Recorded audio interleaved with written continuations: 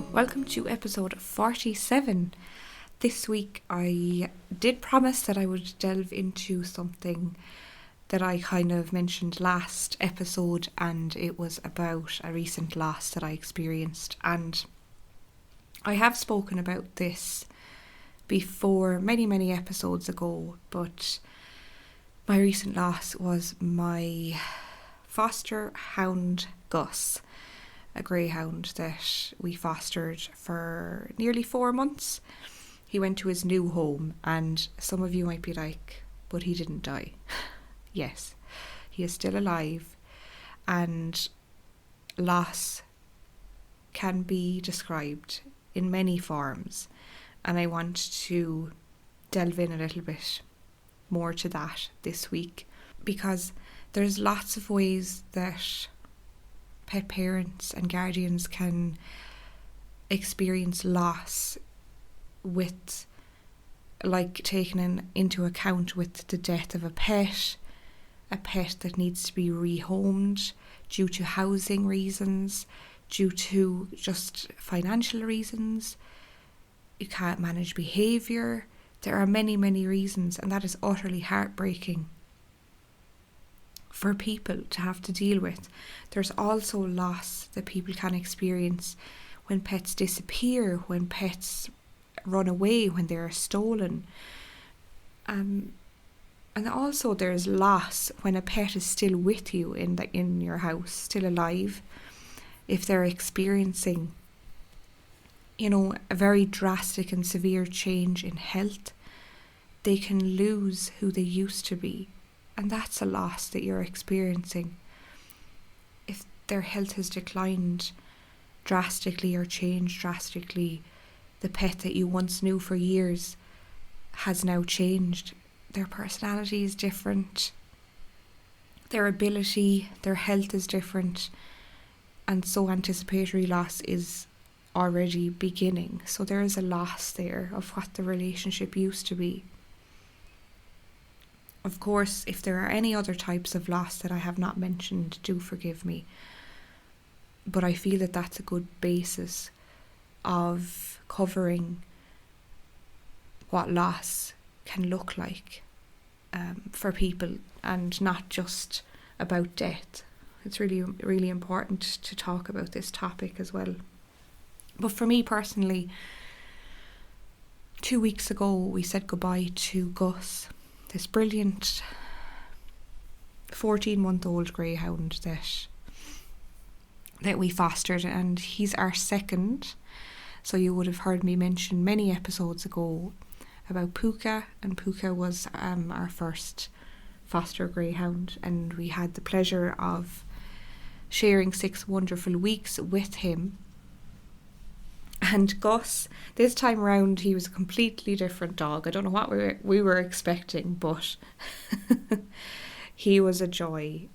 He was like a little lunatic. He was just full of joy once 2 to 3 weeks passed and he settled into indoor home life, because these greyhounds never been inside in a house before. So, we work with rescues, and we just have a love for greyhounds, and we have a love for different types of dogs. And my 2 dogs, if you're new to listening, my 2 dogs that were in my life, they weren't greyhounds. So I never had any contact or experience with sight hounds or anything like that before. I didn't know what their personality was like or anything, so it just was intriguing. And I think that what brought us, Steve and I, to foster a greyhound is, I suppose, in Ireland, greyhound racing is still very much legal and is happening regularly. So, and we're one of a few countries that this is still allowed, and many other countries have banned greyhound racing, and tracks have closed in many other countries. So wherever you're listening from, the reason, I suppose, for us is, of saving lives. Fostering saves lives, and particularly greyhounds' lives. There are many greyhounds that are euthanized, and that they don't get a chance to experience a loving domestic life or anything like that. So we just felt drawn to it, but we are definitely open to fostering all types of, dogs. And I think I'm definitely a lover of cats. I mean, I've had cats when I grew up. However, I'm allergic to cats, and my partner is more of a dog person. So I actually wanted to adopt a cat for a long time, but because of my allergies and because my partner is very much kind of doggy person, we just decided to foster instead. But I adore cats, so anytime I go to my friends' houses that have cats and I'm just mad about them, I'm spluttering and sneezing and coughing the whole way through, but it's worth it because they're just such beautiful, amazing animals, and I've grown up with cats, so I just adore them. They're just beautiful felines. They're very easygoing and independent. A lot of them are, but they can be quirky and have lots of personality, as much as dogs can.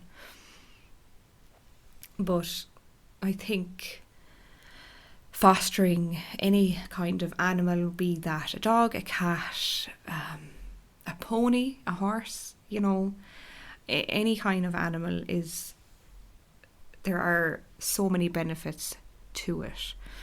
I'd love to touch on these with you from my own personal experience of the benefits that I have felt and some of the benefits that my partner has felt by doing it. Obviously, I mentioned it a few minutes ago, fostering saves lives, and many of you have heard that saying, a lot on social media or by rescues or, around the place, and it does. And what does that really mean? But it fostering helps rescue organisations to free up space, allowing them to save more animals from the shelters, from the pounds, where they might face imminent euthanasia. And that's the reality of it. I think that it's so sad that there's very little space in rescue organisations, and they want to take all of the animals from the shelters. They really, really do. But it can be so overwhelming. But fostering for even a short period of time, short-term fostering can still save lives, can, give that animal time to settle, integrate into a home life, to recuperate, to recover from illness or injury, and build up their confidence. And there's just so many things that it can help with. For us, fostering provided companionship, and essentially it's temporary companionship and emotional support, which can be particularly rewarding, uplifting, joyful, and I think that's what definitely a benefit that we receive from fostering. Also, I think fostering can be a great trial for adoption of an animal, of a pet. So, for example, if you were kind of considering adopting a dog or a cat or whatever pet that may be, but you're just not sure, fostering provides an opportunity to experience the responsibilities, the happiness, the joy, the love, without a long-term commitment.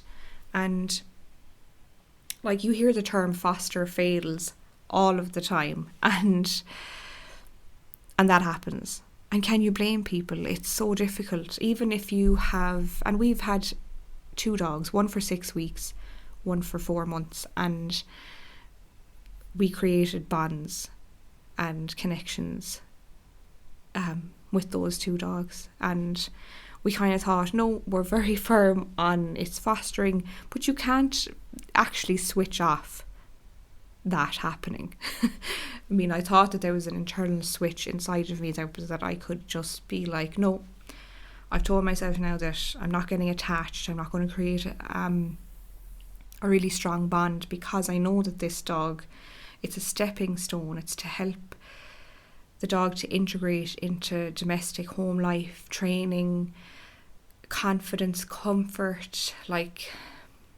life outside of the racing world, outside of the kennel, outside of, wherever that dog was. So, but it does not happen that way. It did not for me, or it didn't for Steve. But I think if you have a love of animals and you have that love and in your heart, I think it's kind of inevitable that the attachment forms. I mean, look, we all have the intentions of being very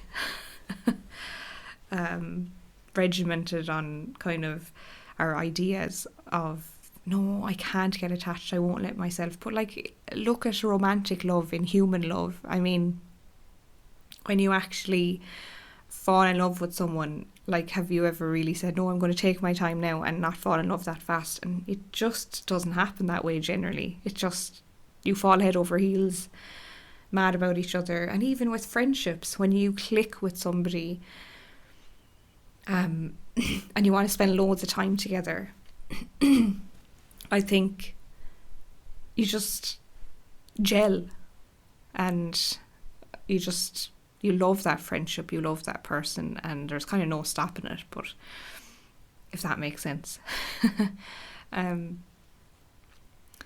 reduces stress for animals when they are fostered, and that's a huge one, because as you may know, that particularly dogs in shelters can be extremely stressed. It's a stressful environment.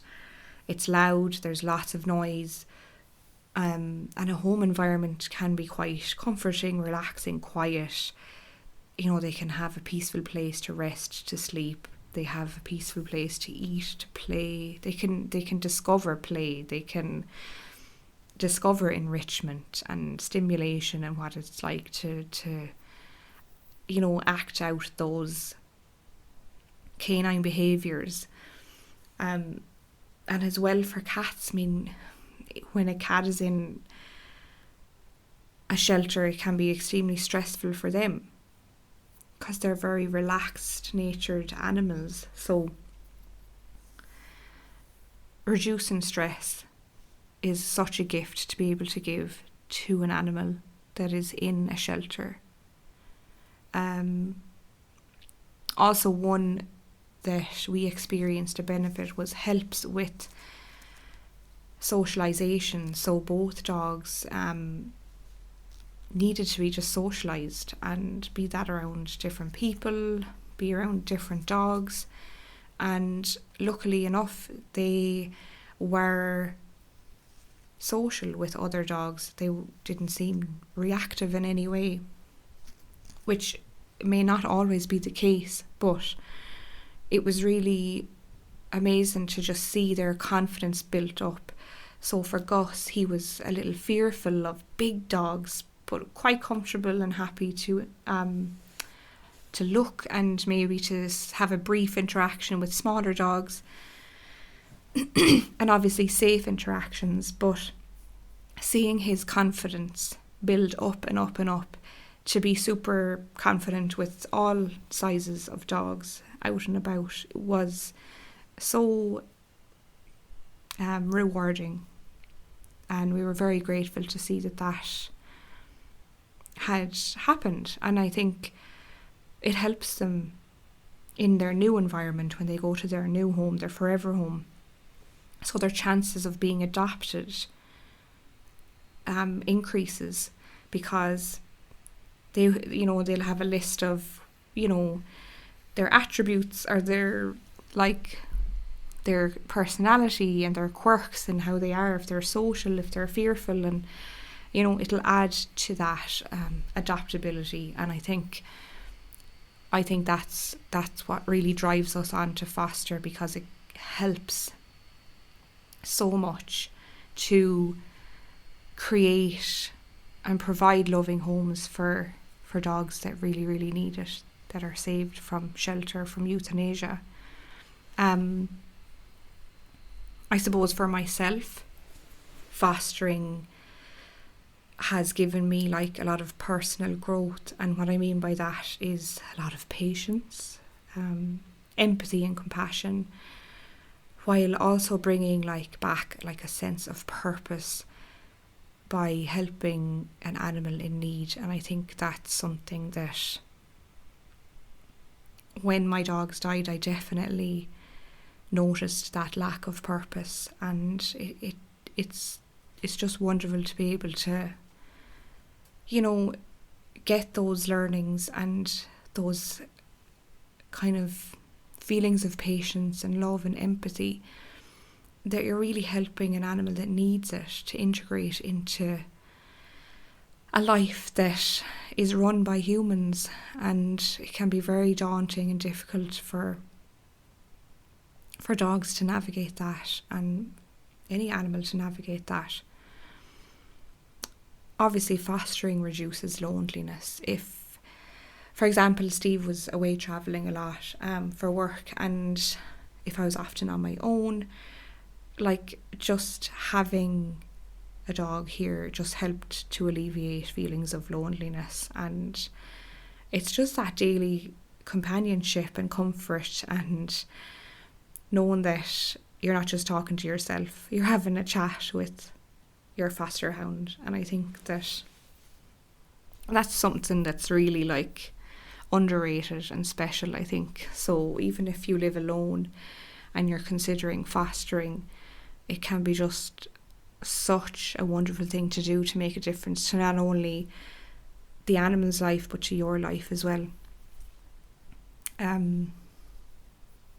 I think fostering, you have to speak about the financial commitment. So there is no long-term financial commitment. So most fostering arrangements, are the ones that we've been involved in, cover maybe a certain amount of the dog's care, be that medical needs or basic needs, but it can make it affordable for people who really, really want to help but may not be, or somebody that actually wants to adopt but they may not be in a financial position to do so. It can be a wonderful way for them to have an animal in their life, but then be helping the animal, but without that long-term financial commitment. So I think that's an important one to kind of mention. Another thing fostering does is aids in training. So lots and lots of animals, and particularly dogs, can benefit from basic training and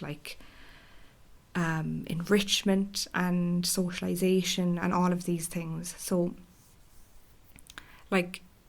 you'll be actively helping that pet to learn important life skills, that it will be such a benefit for them in their new forever home, and also be really helpful for the new family or person that decides to adopt the pet, that they'll have those basic trainings. And that can be as simple as house training. We had to house train both of the greyhounds that we had, because they'd never been in a house before, so house training had to be implemented. And it's challenging, but it's so rewarding, and they just are so intelligent, and dogs can just learn so fast. So giving them the benefit of the doubt is incredible, but consistency and patience pay off. Fostering can also create this opportunity for people to be part of a supportive community of other people. It's connected us to a network of other, dog lovers, and people working in rescue, and like maybe the greyhound community of dog fosterers or owners, just like-minded people that are passionate about animal welfare, that are passionate about helping others and giving people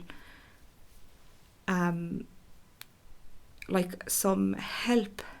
Like, it can be so overwhelming and challenging when a lot of these rescue organisations are run voluntarily, with minimal staff. And if you are in a position that you feel that fostering might be for you, there's so much more to it, because it can be that supportive community and meeting people that are like-minded, and it's just a wonderful avenue to kind of step into that I've experienced, which has been lovely. It's been so lovely to talk to other people that have rescued, that have fostered and adopted, and it's just it's wonderful. And I think those are definitely a lot of the main points. But last but not least, I think it's important to mention that fostering may be an option that you're comfortable with since the death of your pet, and that's okay as well. Maybe you feel that your lifestyle has changed, maybe you've moved, maybe work situation has changed, which then makes it really difficult to be a pet parent, to actually adopt a pet. And I think that's worthwhile saying, and that's what's happened for me. I moved, my work situation changed, I met somebody, we love to travel, and we're not having children, so we are very at a stage in our lives where freedom is very high up the list of values for us, and independence. So I do think it's really worth like highlighting that it's important that if your world, your life has changed since the death of your pet, that's okay. You may be, thinking that, oh, I'd love to have a pet again, and a cat or a dog, whatever that pet may be, but I'm just such an animal person, and I just don't think I can live my life without an animal being present, without that form of unconditional love. And that is so valid to want that, to seek that. And I think that fostering can offer that to people who can't make a long-term commitment due to lifestyle, due to work, whatever that may be. And that's okay. And even if it isn't due to those things, if you're just not ready yet to bring a pet into your life, like adopt a pet, but you want to experience what it might be like to have contact with animals, to help an animal in need, to offer a home, to offer comfort and shelter, that is something that's so selfless, so compassionate to do that. And it's just to be very, very aware and kind of careful of, have you done your processing of grief from the pet that has died, and have you actually felt those painful feelings and let yourself feel those, because that's really important, instead of burying them down and maybe suppressing that and then fostering because you think that might help you to heal the grief, that fostering that might help you to actually heal. But that's not the case. That's not how we heal. Not by replacing the love, not by replacing the pet, not by focusing on something new. However, doing new things in life can be very helpful, but I think that what's really, really good is to really sit down and say, have I processed this pain of the loss that I experienced before I decide to foster or adopt, whatever stage that you feel you're ready for. So I think that really there's a lot to think about when it comes to fostering. And like lots of people say, how do I decide when to bring in a new pet into my life? And there's definitely, like, the top of my list is, have you felt that you have processed that pain, that loss? Have you grieved for the pet that has died? Do the memories of your original pet feel comforting and loving and joyful, or do they feel painful, overwhelming, distressing, traumatic?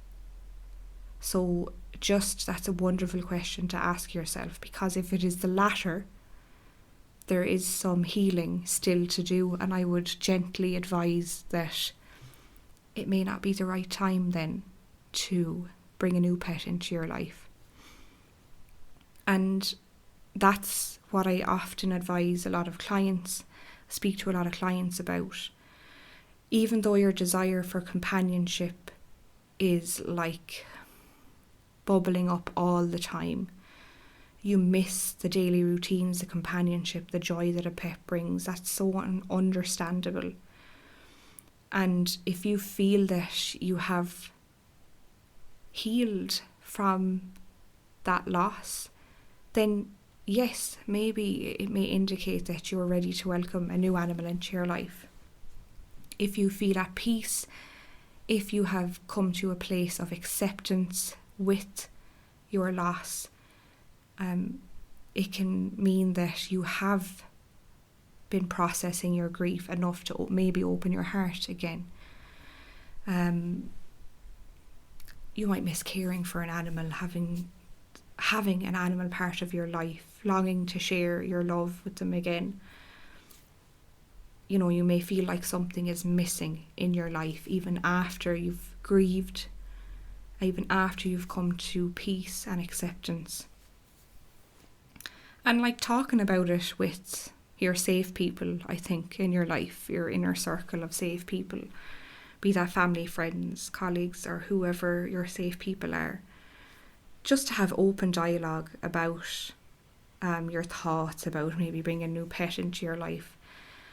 And not necessarily asking for advice, just asking for a listening ear, just to get that off your chest. And I think that that's really, really helpful to do as well.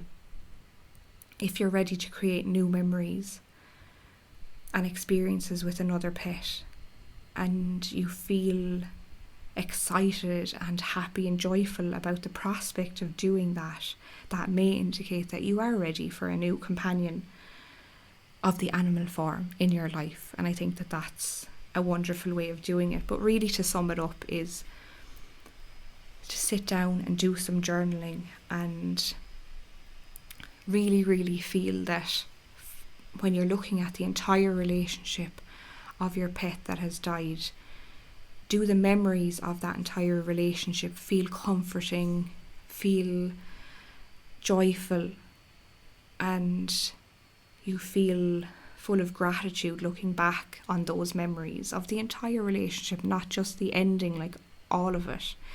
Or when you look and write about your entire relationship with your pet that has died, does it still bring up a lot of internal distress, pain, trauma, deep sadness?